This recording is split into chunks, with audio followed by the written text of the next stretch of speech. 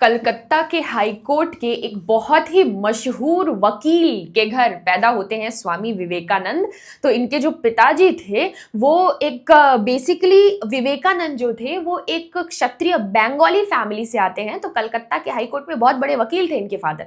और इनकी जो मदर थी वो एक काफ़ी रिलीजियस लेडी थी। इनको रामायण महाभारत की कहानियाँ सुनाती थी। बड़ा शार्प माइंड था उनका, मतलब चीज़ें बड़ी याद रहती थी।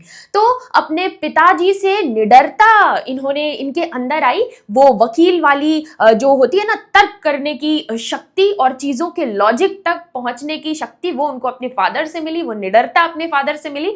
और इनकी जो मदर है वो जो रिलीजन की तरफ जो इनका झुकाव है और जो शार्प माइंड, बड़ा ही शार्प माइंड था इनका, चीजें बहुत याद रहती थी, वो सब इनको अपनी मदर से मिला है। उसी विवेकानंद जी के बारे में आज पढ़ेंगे, लेकिन उनको जानने से पहले मैं आपको वो पूरा एरा बताऊं, क्योंकि कभी भी जब आप कोई चीज पढ़ते हैं ना तो पहले उसका बैकग्राउंड आपकी समझ में आ जाना चाहिए, तब आप उस चीज को तह तक समझ पाएंगे। हालांकि विवेकानंद जी को ढंग से समझ लेना शायद ही किसी के बस की बात होगी, उतनी इंटेलेक्चुअल तो हम नहीं है, लेकिन फिर भी मैं आपको थोड़ा सा इनके बारे में आज एक जो आज की जो क्लास है बेसिकली इसमें हम इनके बारे में, इनका बैकग्राउंड थोड़ा सा समझेंगे और इनके जो पॉलिटिकल आइडियाज है उसको समझेंगे। एक और इंटरेस्टिंग बात है, यहाँ हम पॉलिटिकल साइंस पढ़ते समय विवेकानंद जी को पढ़ रहे हैं, जिन्होंने ना ही वो कभी किसी पार्टी पॉलिटिक्स का हिस्सा रहे और ना ही इस तरीके से पॉलिटिकली एक्टिव रहे, लेकिन फिर भी जिस वक्त के भारत में ये जिए थे और इन्होंने अपना जो इम्पैक्ट जो वो छोड़ कर गए वो बड़ा ही इंडियन पॉलिटिक्स में बड़ा ही इम्पैक्टफुल रहता है। जो ये करके गए उसका असर फिर तिलक, अरबिंदो घोष जैसे जो लीडर्स थे वो बाद में उसके ऊपर उनका इम्पैक्ट दिखता है। तो बेसिकली भले ही ये एक्टिव पॉलिटिक्स में इन्वॉल्व नहीं थे, लेकिन जिस तरीके से भारत के युवाओं के अंदर उन्होंने आत्मविश्वास जगाया उस टाइम पे, वो इंडियन नेशनलिज्म और इंडियन फ्रीडम स्ट्रगल में उसने बहुत इंपॉर्टेंट रोल प्ले किया। अब मैं आपको बताती हूँ 1863 से 1902 ये टाइम फ्रेम था विवेकानंदा का, ये दौर था जिसमें इनका जन्म हुआ और मृत्यु हुई।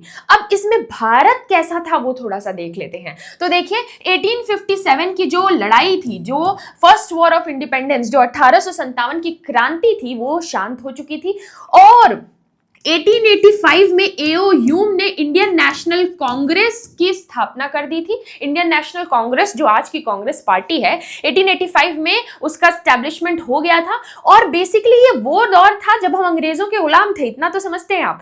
उस वक्त हम अंग्रेजों के कंट्रोल में थे और हमारा जो आत्मविश्वास है वो पूरी तरीके से ऐसा हो गया था कि जो ये गोरे लोग हैं यही ज्यादा इंटेलेक्चुअल हैं, हम तो कुछ भी नहीं है, इस तरीके का था उस दौर में। मतलब 1857 की क्रांति लगभग शांत हो चुकी थी, 1885 में इंडियन नेशनल कांग्रेस का एस्टैब्लिशमेंट हो चुका था। और आप देखिए इसी दौर में अब 1863 में जन्म होता है स्वामी विवेकानंद जी का। और ये वो दौर था जब पूरी तरीके से आप सोचिए कि इंडियन नेशनल कांग्रेस का एस्टैब्लिशमेंट भले हुआ था, लेकिन ये जो पूरा दौर था इंडियन नेशनल कांग्रेस में, ये जो नरम दल के नेता थे, यानी कि जो हमारे दादा भाई नेहरू जी हो गए, और बेसिकली वो नेता जो विद्रोह की भावना नहीं रखते थे, जो शांति समझौते से अंग्रेजों के साथ निवेदन करने की कोशिश कर रहे थे, पेटिशंस की हेल्प से आगे बढ़ने की बात कोशिश कर रहे थे। बाद में बाल गंगाधर तिलक जैसे लीडर्स आए, लाल बाल पाल, जिन्होंने कहा कि नहीं भाई सिर्फ बात से नहीं चलेगा, आजादी मेरा जन्मसिद्ध अधिकार है और मैं इसको छीन के रहूंगा, वो बाद में आता है। लेकिन ये जो दौर है ना, वहां इंडियन नेशनल कांग्रेस बिल्कुल मॉडरेट लीडर्स थे यहाँ पे, और बिल्कुल वो शांति समझौते से बात करने की कोशिश कर रहे थे। ये वो दौर था। और जो इंडिया, जो भारत के जो युवा हैं, वो बिल्कुल उनका आत्मविश्वास जो है वो दबा हुआ था और लग रहा था कि भाई हम तो कुछ है ही नहीं, हमारा तो वजूद ही कुछ नहीं है।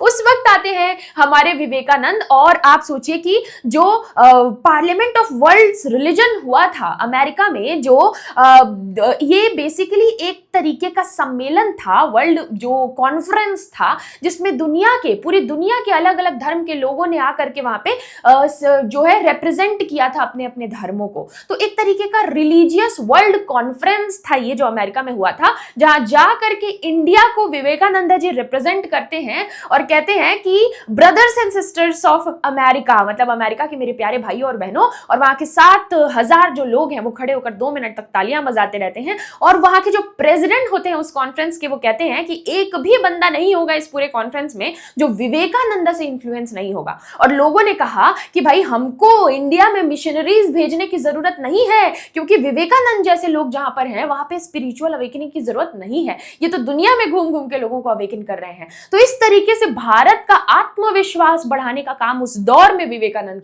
जी ने किया था, जिस वक्त जो है भारत पूरी तरीके से सेल्फ कॉन्फिडेंस लूज हो चुका था। और इसके बाद जब हमारे इनके जाने के बाद फिर जब तिलक जी, सुभाष चंद्र बोस, अरविंदो घोष जैसे लीडर्स आते हैं, फिर उनका आत्मविश्वास तो देखने लायक होता है। तो आइए इसी विवेकानंद जी के बारे में पहले उनकी जीवनी देख लेते हैं, थोड़ा सा इनकी बायोग्राफी देख लेते हैं, और एक एक करके फिर इनके फिलोसॉफिकल और स्पिरिचुअल आइडियाज, जो कि पॉलिटिकल एरिना में बहुत इंपॉर्टेंट इंफ्लुएंस जिसका होता है, उसको देखने की कोशिश करेंगे। तो देखिए, स्वामी विवेकानंद जी जो थे वो एक बहुत ही ब्रिलियंट स्पिरिचुअल लीडर थे, फिलोसोफर थे।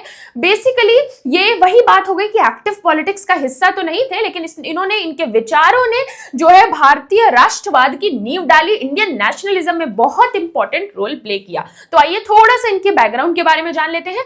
एक इंपॉर्टेंट चीज कि इनका नाम नरेंद्र नाथ दत्त था, बहुत ही नरेंद्र नाथ दत्त था, प्यार से इनको नरेन बुलाया करते थे इनके परिवार वाले। इनके पिताजी जो थे कलकत्ता के हाई कोर्ट के बहुत बड़े मशहूर वकील हुआ करते थे, और इनकी जो माता जी हैं वो बहुत ही एक रिलीजियस धार्मिक महिला थी, और दोनों का असर हमको स्वामी विवेकानंद जी पे देखने को मिलता है, जो अभी हमने डिस्कस किया।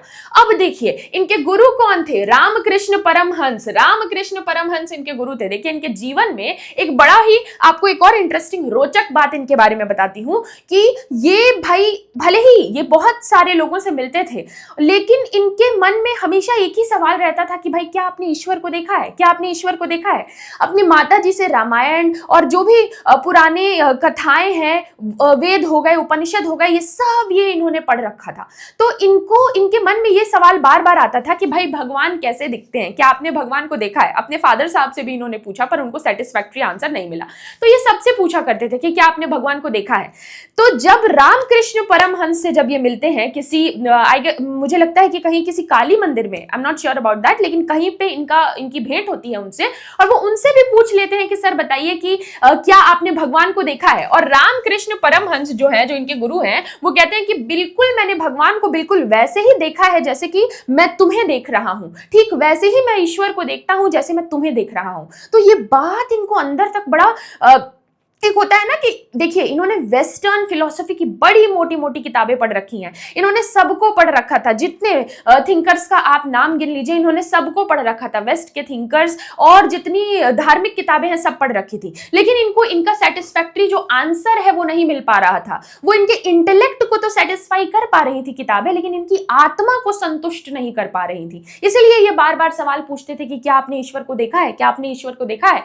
और रामकृष्ण परमहंस से ये जवाब सुन करके कि बिल्कुल वैसे ही देखता हूं मैं ईश्वर को जैसे तुम्हें देख रहा हूं, इनके मन में बड़ी जिज्ञासा उठती है, और ये फिर उनसे सीखना शुरू करते हैं। और ऐसा नहीं है कि वो पहले ही उनसे सेटिस्फाई हो जाते हैं, कई सालों तक, अपने 4-5 सालों तक अपने साथ रखने के बाद एक विद्रोही प्रवृत्ति का बच्चा जो नरेन दत्त जो मिलता है परमहंस को, उसके हर एक जो सवाल है उसको शांत करके उसको एक जो है महात्मा बना देते हैं रामकृष्ण परमहंस, जब उनके सारे सवालों के जवाब उनको अपने गुरु से मिल जाते हैं। तो आइए देखते हैं। तो भाई बेसिकली यंग एज से ही वो बहुत ही ब्रिलियंट थे, इंटेलेक्चुअल थे, उनकी मेमोरी बहुत स्ट्रांग थी, और स्पिरिचुअलिटी और मेडिटेशन की तरफ उनका बहुत झुकाव था। अपनी माता जी के को देखा करते थे ये, और अपनी जो भाई मूर्तियां हैं, जो हालांकि बाद में ये मूर्ति पूजन के भी खिलाफ कुछ दिनों तक रहे, और बाद में दूसरा एक मोड़ उनकी लाइफ में आता है, लेकिन मेडिटेशन बड़ा किया करते थे। जो है शिव जी की मूर्ति के सामने बैठ के, राम जी की मूर्ति के सामने बैठ करके ये बड़ा ध्यान मगन हो करके किया करते थे, मेडिटेशन बहुत किया करते थे।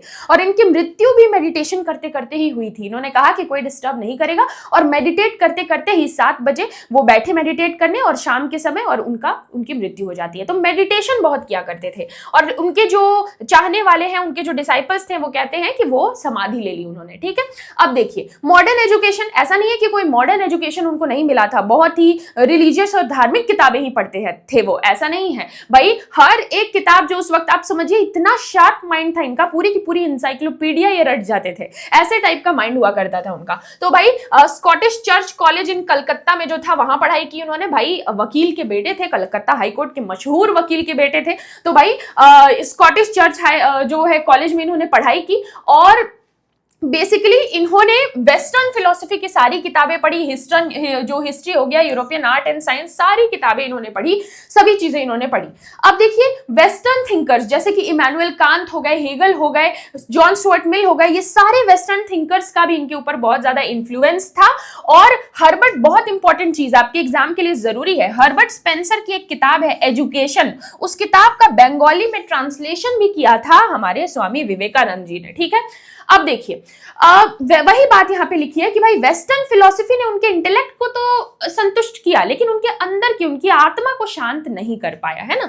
इसीलिए ये बार बार एक गुरु की तलाश में या एक सवाल के जवाब की तलाश में रहते हैं। टर्निंग पॉइंट तब आता है जब वो श्री रामकृष्ण परमहंस जी से मिलते हैं 1881 में।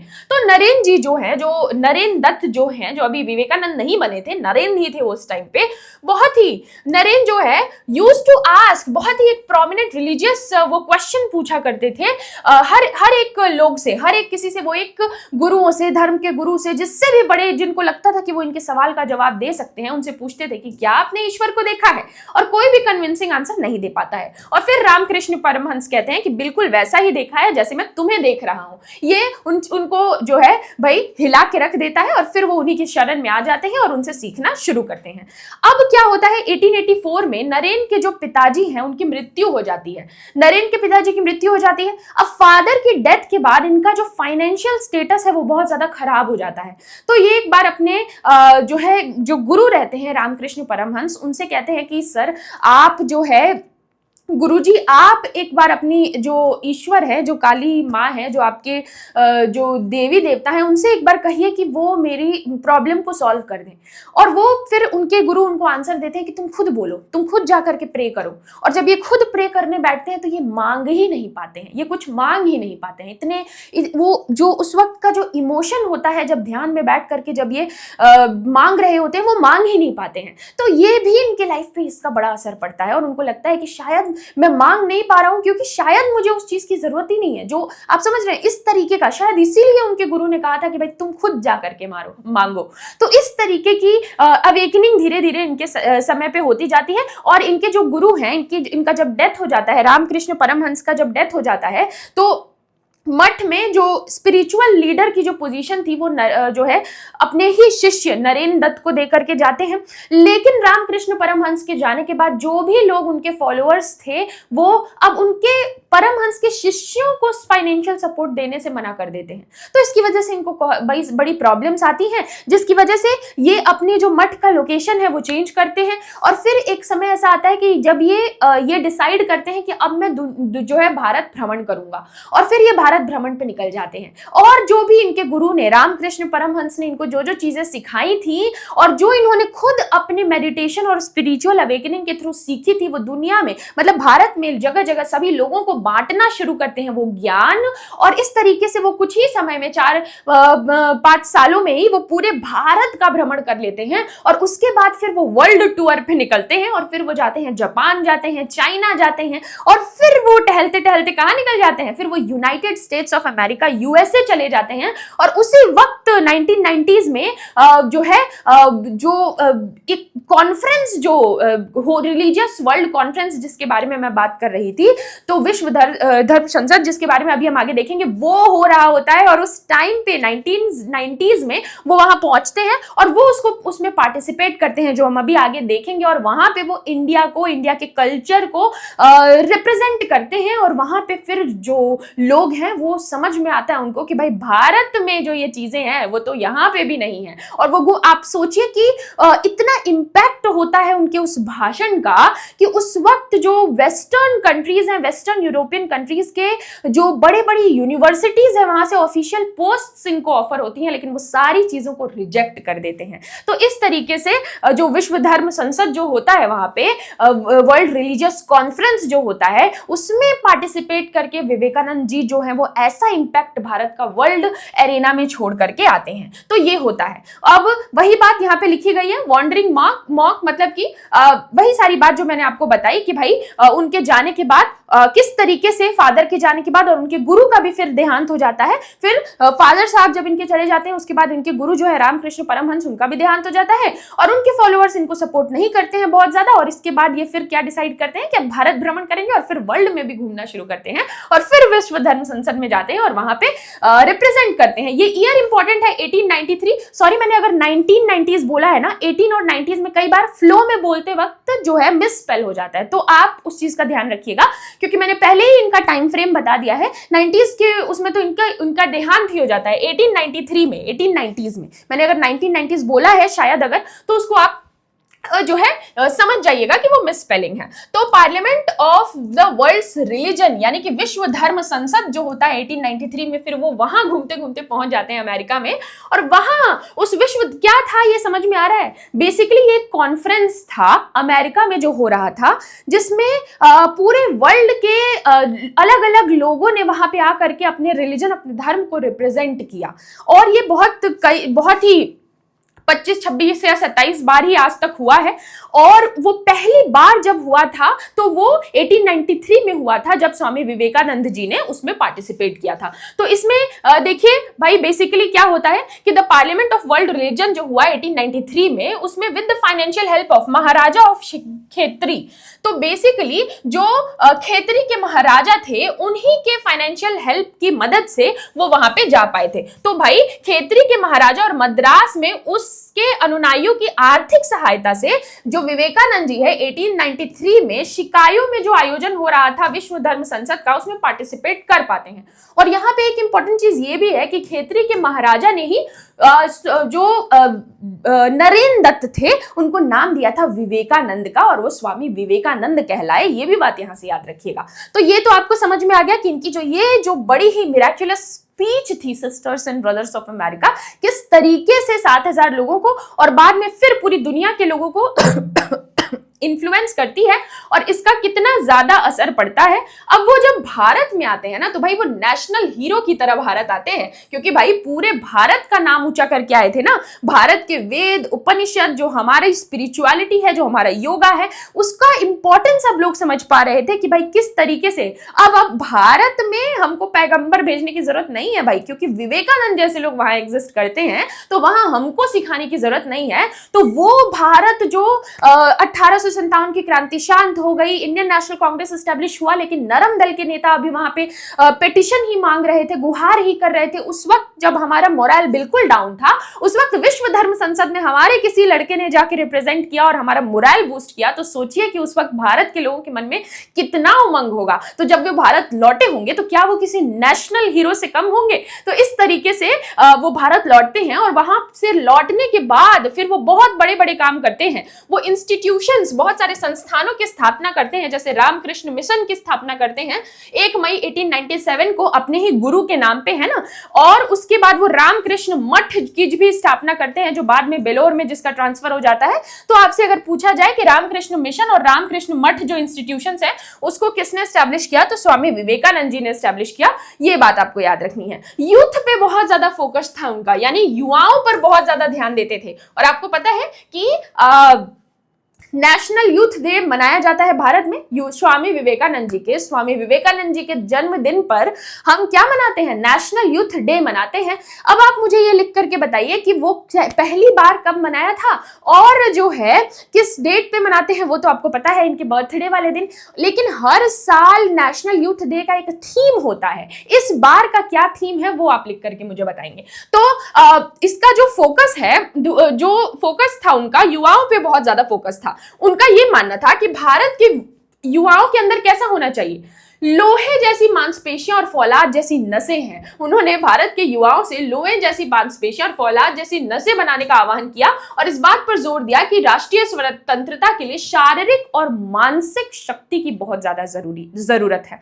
तो युवाओं से बहुत ज्यादा उन्होंने अपील की और उन्होंने कहा कि अगर आपको यहाँ पे कुछ बड़ा लेकर आना है तो सिर्फ शारीरिक नहीं बल्कि आपको मेंटल स्ट्रेंथ भी इंड्योर करने वाला ऐसा माइंड हो, वो जो है पैदा करने की या बनाने की कोशिश करनी है। और इनके फाइनल ईयर्स जो है क्या थे, अंत में इनके जीवन का अंत किस तरीके से होता है, तो 1899 से 1900 के बीच में 1899 से 1900 के बीच में बेसिकली फ्रांसिस्को और न्यूयॉर्क में वेदांत सोसाइटी की स्थापना के लिए फिर से पश्चिम की यात्रा करते हैं। तो बेसिकली यहाँ ये बताया जा रहा है कि पहले तो विश्व धर्म संसद, मतलब जब इनके गुरु की भी डेथ हो जाती है तो फिर वो निकलते हैं भारत भ्रमण पे। भारत भ्रमण के बाद फिर वो वर्ल्ड टूर पे निकलते हैं, जापान जाते हैं, चाइना जाते हैं, यूएसए जाते हैं।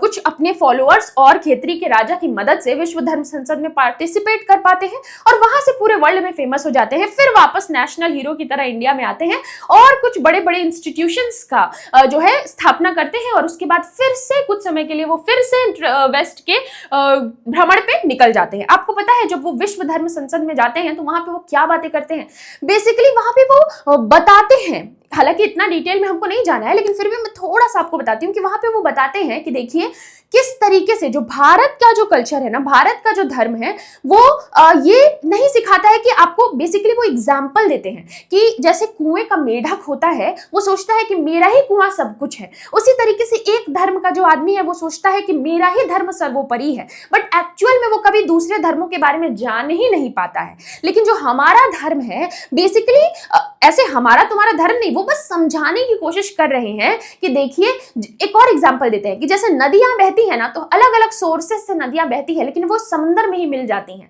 धर्म भी सिर्फ ऐसा, बिल्कुल ऐसा ही है कि अलग अलग धर्म, नाम अलग अलग है लेकिन अंत में तो परमात्मा में ही समा जाना है। एंड गोल तो वही है, सिखा सब वही रहे हैं, बस अलग अलग भाषा में अलग अलग किताबों के माध्यम से सिखा रहे हैं। तो धर्म भी ऐसा ही है, इस तरीके से धर्म को सिखाने की कोशिश करते हैं और कहते हैं कि जिस धर्म को मैं रिप्रेजेंट करता हूं वहां हम टॉलरेंस को प्रैक्टिस करते हैं, यानी सिर्फ हमारा धर्म ही धर्म नहीं है, हमारी मान्यता मान्यता नहीं है, बल्कि हम सबको उसी तरीके से टॉलरेट करने की हिम्मत रखते हैं। इस तरीके से एग्जांपल्स दे करके वो समझाते हैं, तभी तो 7000 लोग 2 मिनट तक तालियां बजाते ही रह जाते हैं उनकी बातें सुन के। और उनका जो लोगों को अपील करने का तरीका था कि brothers and sisters of America, वो इतना ब्यूटीफुल था। तो ये वो करते हैं। उसके बाद फिर क्या होता है कि फिर वो, मैं चली गई थी विश्व धर्म संसद पे, मैं अभी हम इनका फाइनल ईयर डिस्कस कर रहे थे कि अंत में फिर से वो एक बार वेस्ट के ट्रैवल पे निकलते हैं और उसके बाद क्या होता है कि बहुत ज्यादा intense travel, lecturing and all करने के बाद क्या होता है, उनकी तबियत धीरे धीरे बहुत ही खराब होने लगती है,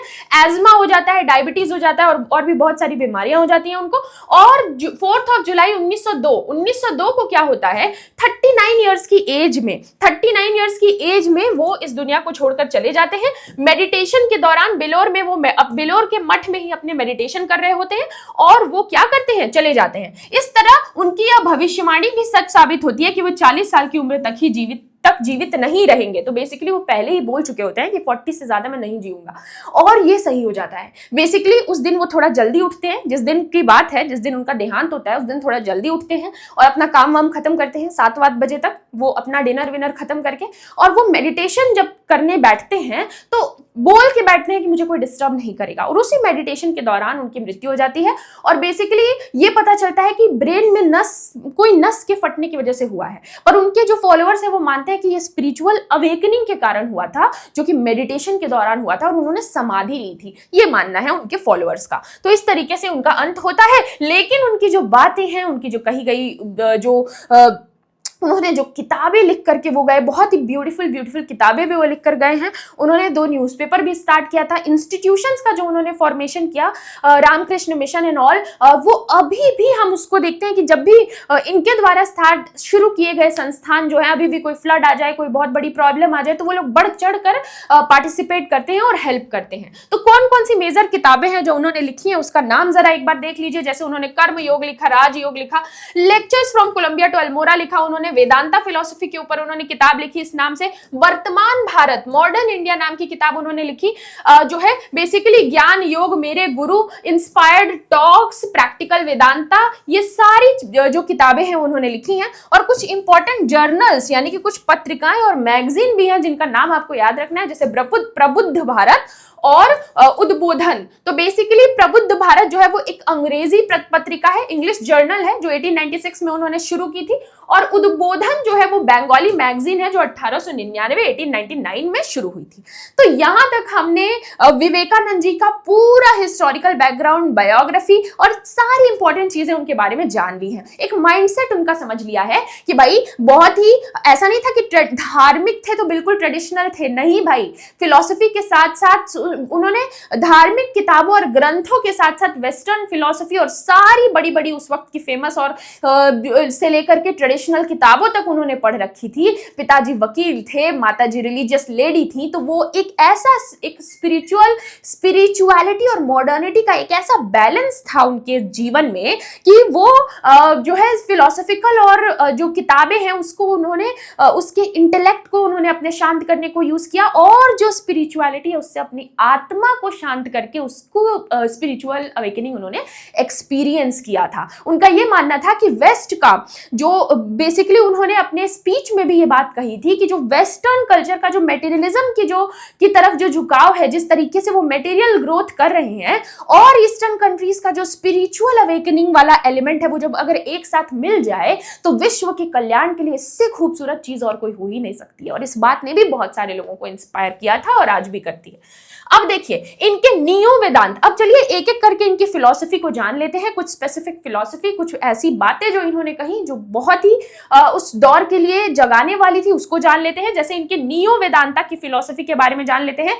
देखिए हमने वेदांत सुना था मैम, नियो वेदांत क्या है? तो ये नियो वेदांत का जो कंसेप्ट है ना वो विवेकानंद जी ने ही दिया था। तो ट्रेडिशनल वेदांत का क्या मानना था? ट्रेडिशनल वेदांत में जब हम जो बातें हैं वो जब पढ़ते हैं तो वो इस चीज में बिलीव करता है कि अगर आपको ईश्वर को पाना है, अगर आपको ईश्वर को पाना है तो भाई संन्यास ले लेना पड़ेगा, घर बार छोड़ के जाना पड़ेगा, कहीं जंगल में बैठ के मेडिटेशन करना पड़ेगा। पुरानी मान्यताएं तो यही थी ना, ये था ट्रेडिशनल वेदांत की फिलॉसफी कि अगर आपको अवेकनिंग चाहिए, अगर ईश्वर से मिलना है या स्पिरिचुअल अवेकनिंग चाहिए तो आपको जा करके कहीं देश दुनिया को छोड़ करके निकलना पड़ेगा।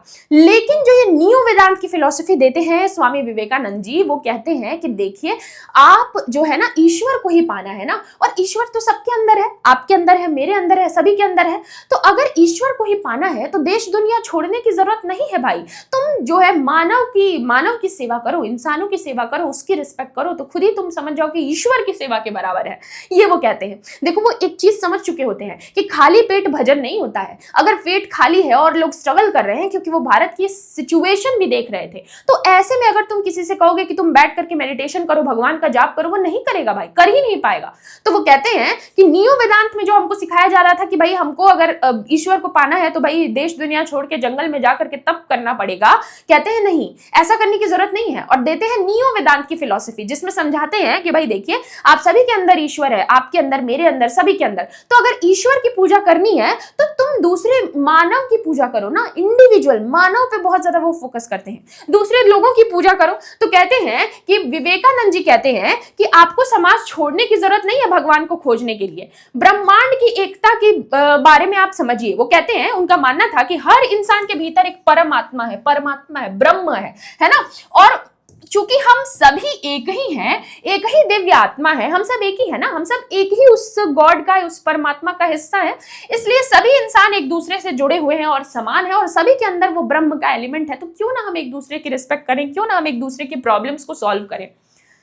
बेसिकली वो इस तरीके से यूथ को और लोगों को इंस्पायर करने की कोशिश कर रहे थे कि जो अमीर लोग हैं वो गरीबों को ऐसा ना देखे कि वो अलग है बिल्कुल, या ऐसा ना देखे कि वो बिल्कुल किसी और लोग से आए हैं। भाई वो भी उसी ब्रह्म का हिस्सा है, आप ही उसी ब्रह्म के हिस्सा हो, मिल करके ग्रो करेंगे तभी कुछ अच्छा हो पाएगा। तो इस तरीके से न्यू वेदांत की फिलॉसफी में वो लोगों को इंस्पायर करते हैं। मानव सेवा ही ईश्वर की सेवा है। इंसानों का सेवा जो आप करेंगे ना तो वही ईश्वर की सेवा है। यूनिवर्सल टॉलरेंस की बात करते हैं, यानी कि सिखाया कि सभी धर्म की मंजिल एक ही है, अलग अलग रास्ते हैं, इसलिए हमें सभी धर्मों का सम्मान करना चाहिए। तो ये उनके नियो वेदांत की फिलॉसफी के अंदर वो इस तरीके से टॉलरेंस सिखा रहे हैं और कह रहे हैं कि देश दुनिया छोड़ के भागने की जरूरत नहीं है, ईश्वर को पाना है, ब्रह्म को पाना है, तो बस मानव सेवा करने में लग जाओ। इस तरीके से वो सिखाते हैं और एक दूसरे की रिस्पेक्ट करो। अब उनका कल्चरल और स्पिरिचुअल नेशनलिज्म क्या है, सांस्कृतिक और आध्यात्मिक राष्ट्रवाद क्या है, आपको पता है? देखिए, विवेकानंद जी जो है ना, क्या समझाने की कोशिश कर रहे हैं। नॉर्मली राष्ट्रवाद क्या होता है, नॉर्मली नेशनलिज्म क्या होता है कि भाई अपने लोगों के लिए, अपनी मिट्टी के लिए हम क्या करेंगे, जान दे देंगे। हमारे अंदर नेशनलिज्म की फीलिंग है, राष्ट्रवाद की भावना है। लेकिन बेसिकली कहते हैं कि भारत के अंदर जो राष्ट्रवाद है ना, वो स्पिरिचुअल और कल्चरल है। हम सिर्फ यहाँ पे अपनी ज्योग्राफिकल बाउंड्री को अपना नेशन और अपना राष्ट्र नहीं समझते हैं। हमारा जो एक कल्चर है, हमारा जो एक स्पिरिचुअलिटी है, मतलब हमारा जो एक स्पिरिचुअल कल्चरल बैकग्राउंड है, जो हम एक साथ जो त्योहार अलग अलग मिलकर के मनाते हैं, जो हम अलग अलग कल्चर को एक साथ टॉलरेट करके इतने सालों से रहते चले आ रहे हैं, वो वाली राष्ट्रवाद की भावना हमारे भारत के लोगों के अंदर है। हम सिर्फ अपने बाउंड्री के लिए नहीं लड़ रहे हैं, हम अपनी स्पिरिचुअलिटी के लिए, अपने कल्चर के लिए एकता की भावना रखते हैं और अपने अंदर राष्ट्रवाद की, इस तरीके के राष्ट्रवाद की हम भावना रखते हैं। तो इस तरीके से विवेकानंद जी का cultural and spiritual nationalism normal definition of nationalism से बिल्कुल अलग है ना। अब देखिए, विवेकानंद जी जो है वो भारतीय राष्ट्रवाद का, विवेकानंद जी को क्या कहा जाता है, भारतीय राष्ट्रवाद का पैगंबर कहा जाता है, प्रॉफिट ऑफ इंडियन नेशनलिज्म। क्यों? क्योंकि उन्होंने सोए हुए भारत के उस गौरव को जगाया था, वर्ल्ड लेवल पे भी जाकर के और घूम घूम के भारत में भी लोगों को समझाने की कोशिश कर रहे थे। कह रहे हैं कि रिलीजन जो है ना, जो धर्म है, वो ही मुख्य आधार है। बेसिकली एवरी कंट्री, हर एक कंट्री का अपना एक स्ट्रेंथ होता है ना, हर एक कंट्री का अपना एक स्ट्रेंथ होता है। जैसे वेस्टर्न कंट्रीज के लिए उनका पॉलिटिक्स और उनकी इकोनॉमी उनका स्ट्रेंथ है, उनकी ताकत है, और वही लेकिन भारत के लिए धर्म और स्पिरिचुअलिटी ही उसके राष्ट्र का क्या है, बैकबोन है। दूसरे देशों के लिए दूसरी चीज है, दूसरे देशों के लिए उनका पॉलिटिक्स, उनकी इकोनॉमी, उनकी नेशन के लिए को रिप्रेजेंट कर रही है, लेकिन भारत को क्या रिप्रेजेंट कर रहा है, संस्कृति और आध्यात्मिकता। तो इसीलिए भारत में राष्ट्रवाद किस चीज पे बेस्ड होगा, कल्चर और स्पिरिचुअलिटी पे, है ना, वो हमारा बैकबोन है। अगर तुम अपने देश के स्पिरिचुअल फाउंडेशन को ही खत्म कर दोगे तो भारत के अंदर राष्ट्रवाद, राष्ट्र नाम का कुछ बचेगा ही नहीं। ठीक है। स्पिरिचुअल इंपेरियलिज्म, आध्यात्मिक साम्राज्यवाद, बेसिकली कह रहे हैं कि अगर इंडिया को, पूरे दुनिया को जीतना है तो कोई सैन्य ताकत की जरूरत नहीं है। आप कैसे जीत सकते हैं, आध्यात्मिकता से। आप अपनी आध्यात्मिकता से जीत सकते हैं, जिसे पूरी दुनिया में वेदांत, शांति और भाईचारे का संदेश फैला करके। तो बेसिकली कह रहे हैं कि भारत के लोग, तुमको अंग्रेजों की तरह इंपेरियलिज्म फैलाने की जरूरत नहीं है कि जाकर के कूच कर दिया, दूसरों को हड़प लिया, नहीं।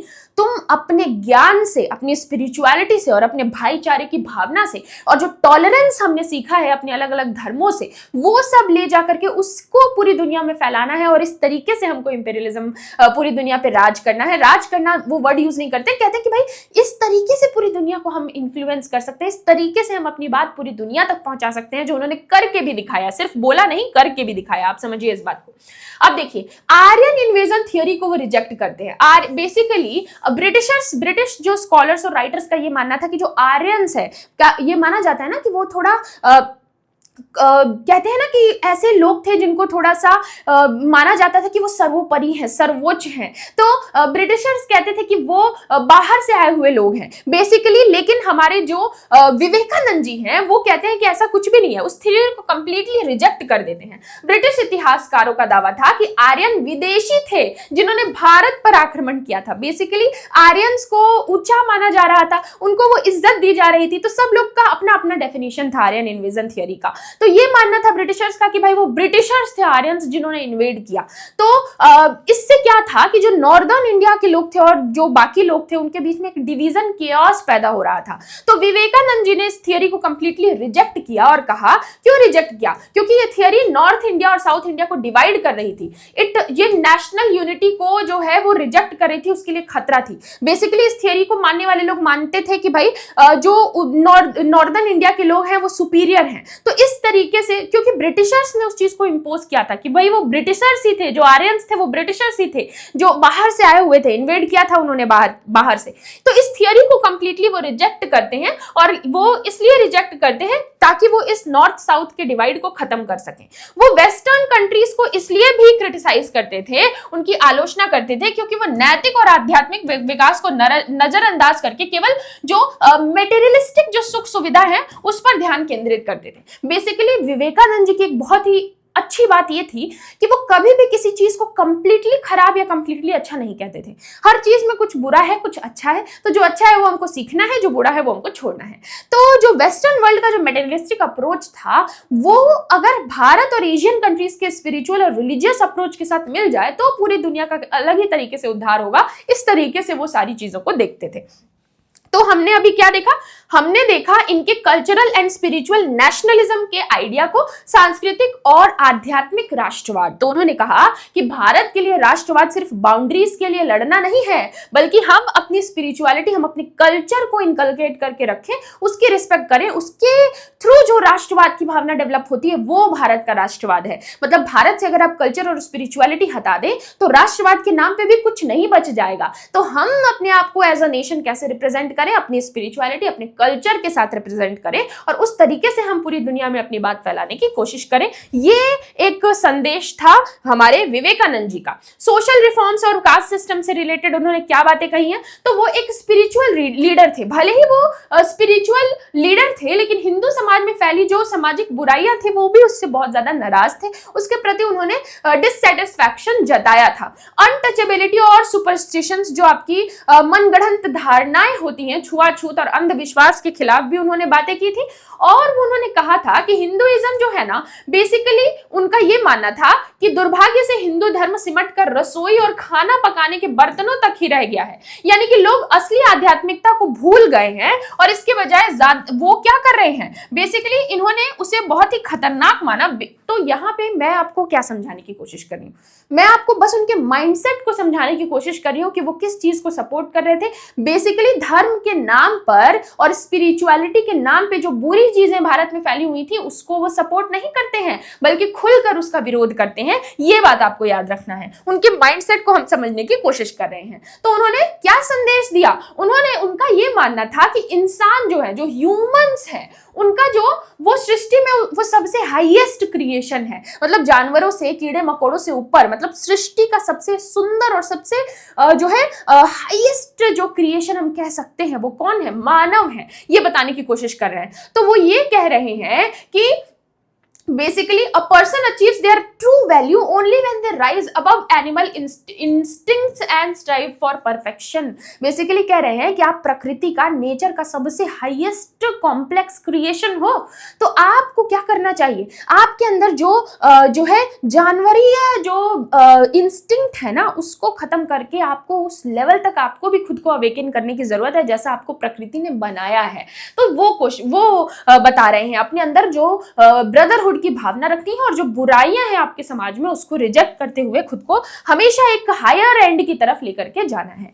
तो यहां तक हमने सीखा कि वो किस तरीके से, अलग तरीके से नेशनलिज्म को डिफाइन करते हैं, और फिर हमने ये देखा कि कैसे वो जो धर्म और जाति के नाम पे जो बुराइयां फैली हुई हैं उसका भी पुरजोर विरोध करते हैं। और अब इनका एक बहुत ही इंपॉर्टेंट, बहुत ही अच्छा एक कॉन्सेप्ट है, 4 स्टेजेस ऑफ ह्यूमन प्रोग्रेस। तो यहाँ पे वो बताते हैं भारत में जो ब्राह्मण, क्षत्रिय, वैश्य, शूद्र जो 4 वर्ण हैं उनको यूज करके वो बताते हैं कि कैसे मानव का, ह्यूमंस का प्रोग्रेस होता है वर्ल्ड लेवल पे भी और इंडिया में भी, कैसे ह्यूमन का डेवलपमेंट होता है स्टेज बाय स्टेज, कैसे चीजें चेंज होती हैं, वो समझाने की कोशिश वो कर रहे हैं।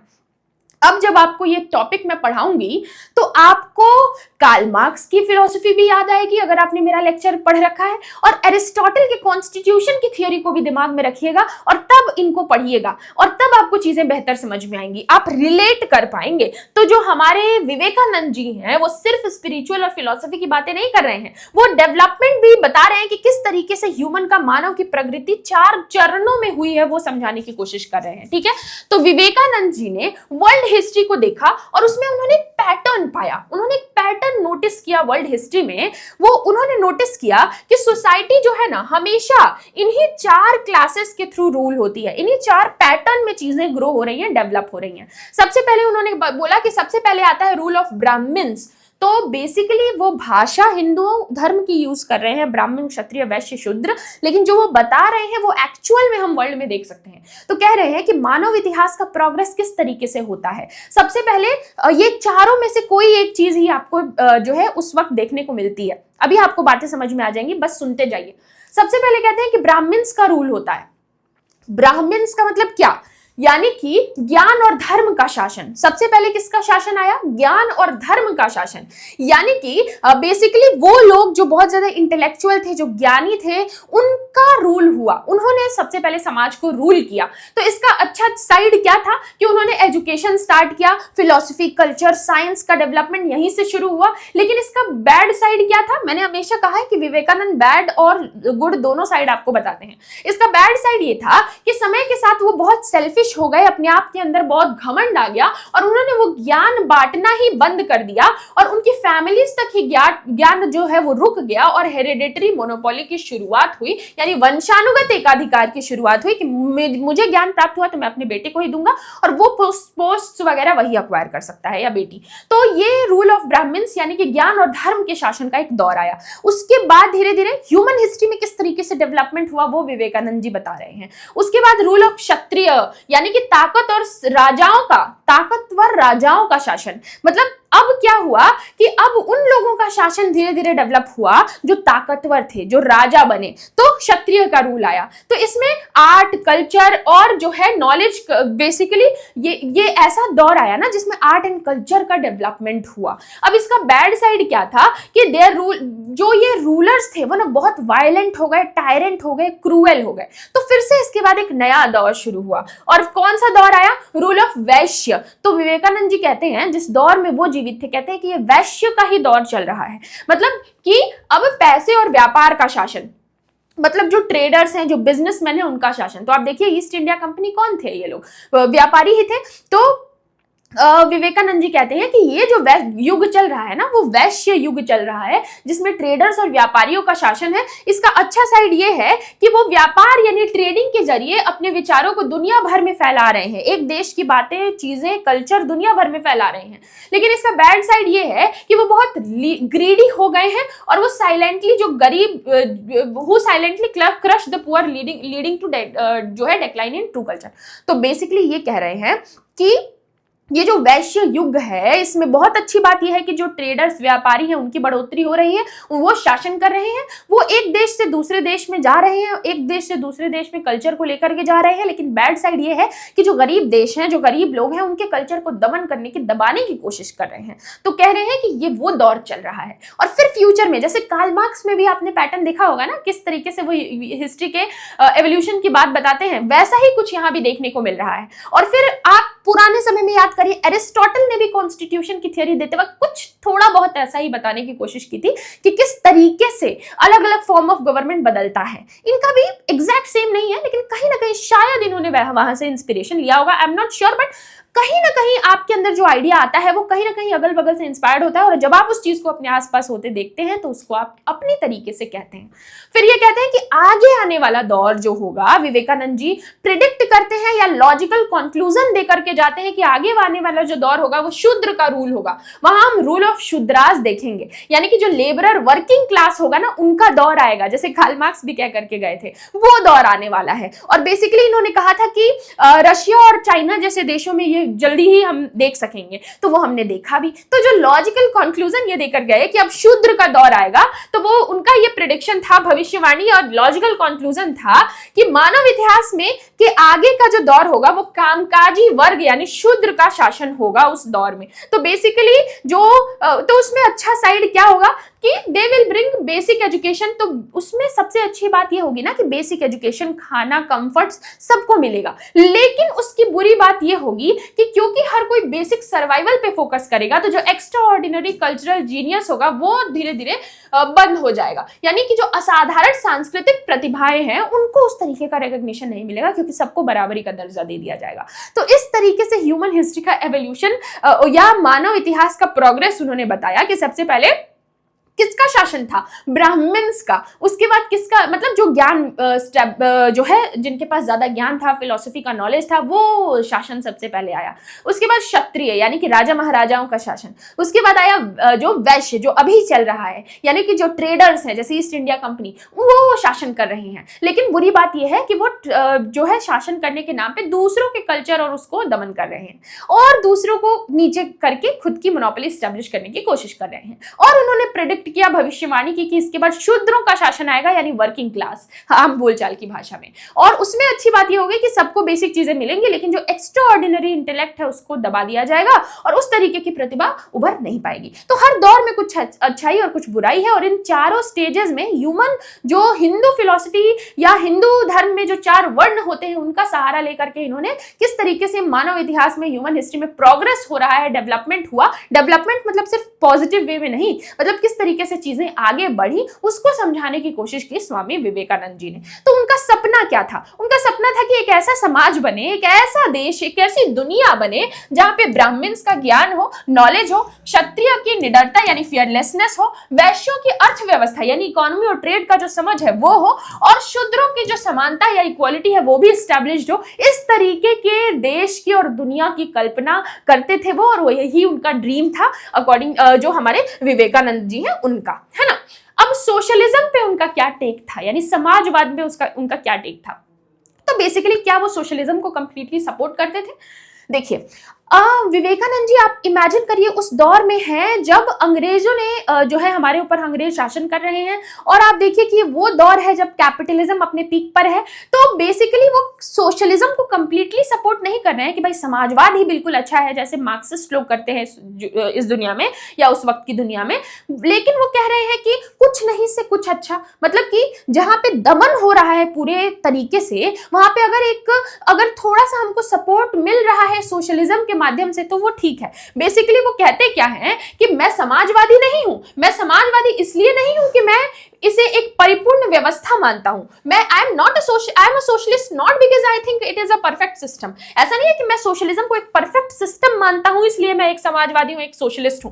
मेरा ये मानना है कि half a loaf is better than no bread, मतलब कि कुछ ना होने से कुछ होना बेहतर है। मतलब मुझे कुछ भी ना मिले, इससे अच्छा है कि आधा टुकड़ा रोटी ही खाने को मिल जाए। तो जहां पे बिल्कुल दमन हो रहा है वहां सोशलिज्म के नाम पे अगर लोगों को थोड़ी सी इक्वालिटी, थोड़ा सा अपॉर्चुनिटी अगर मिल रहा है तो वो अच्छा है। तो मैं सोशलिस्ट इसलिए नहीं हूं कि मैं इस सिस्टम को कंप्लीट और बेस्ट मानता हूं, मैं सोशलिस्ट इसलिए हूं क्योंकि ये जो सिस्टम है ये इस वक्त हमको थोड़ा सा रिलीफ और लोगों को सहारा दे रही है, इसलिए पूरी रोटी ना होने से अच्छा है कि एक टुकड़ा ही मिल जाए, इसलिए मैं इसको जो है इस वक्त सपोर्ट कर रहा हूं। तो वही बात हो गई, जैसे अगर मान लो कि कोई आपका एक्सप्लॉयटेशन तो कर रहा है लेकिन कहीं ना कहीं उस वक्त वो आपके सहारे, तिनके का सहारा बन जाए तो उस वक्त के लिए वही आपके लिए अच्छा हो जाएगा। तो कहते हैं कि पूरे सिस्टम को कंप्लीटली सपोर्ट नहीं करता, बट क्योंकि ये एक तरीके से कुछ ना कुछ बेहतर अभी प्रेजेंट टाइम में करने का कोशिश कर रहा है, इसलिए मैं इसको अपना सपोर्ट दे रहा हूं।